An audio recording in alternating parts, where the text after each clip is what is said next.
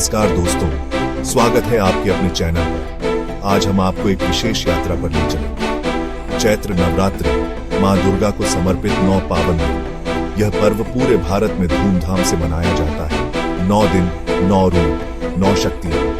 हर दिन मां दुर्गा के एक अलग रूप की पूजा की जाती है। 2025 में यह पर्व 2 अप्रैल से 10 अप्रैल तक मनाया जाता है। इस वीडियो में हम आपको चैत्र नवरात्रि के 9 दिनों की पूजा और भोग की पूरी जानकारी देंगे। साथ ही जानेंगे इन दिनों के महत्व और परंपराओं के बारे में। तो आइए शुरू करते हैं यह पावन यात्रा मां दुर्गा के आशीर्वाद से। चलिए जानते हैं कैसे मनाते हैं यह पर्व और क्या है इसकी खासियत।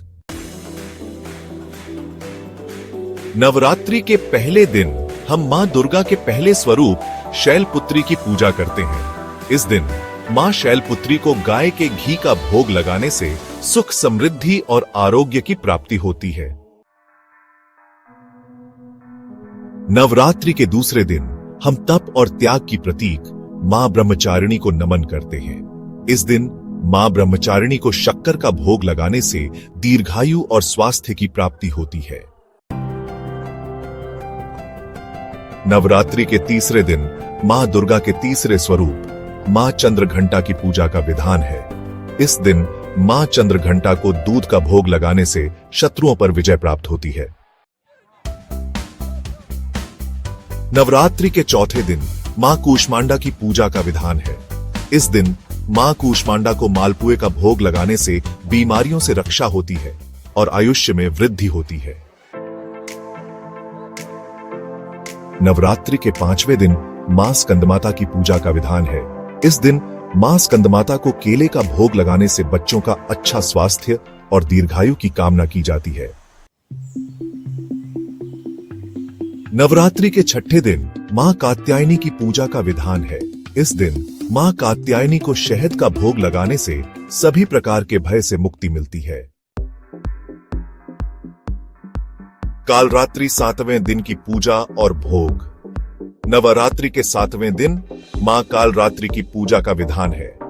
इस दिन मां कालरात्रि को गुड़ का भोग लगाने से सभी प्रकार के कष्टों से मुक्ति मिलती है। महागौरी 8वें दिन की पूजा और भोग। नवरात्रि के 8वें दिन मां महागौरी की पूजा का विधान है। इस दिन मां महागौरी को नारियल का भोग लगाने से सभी मनोकामनाएं पूर्ण होती हैं। सिद्धिदात्री 9वें दिन की पूजा और भोग। नवरात्रि के 9वें और अंतिम दिन मां सिद्धिदात्री की पूजा का विधान है।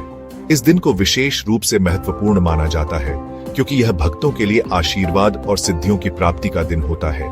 इस दिन मां सिद्धिदात्री को तिल का भोग लगाने से सभी प्रकार की मनोकामनाएं पूर्ण होती हैं। तिल का भोग विशेष रूप से शुभ माना जाता है और इससे भक्तों को सुख, समृद्धि और शांति की प्राप्ति होती है।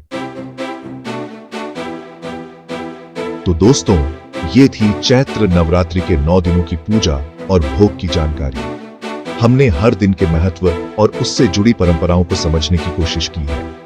आशा करता हूं कि यह जानकारी आपके लिए उपयोगी होगी। नवरात्रि के इस पावन पर्व को और भी खास बनाने के लिए इन जानकारियों का उपयोग करें।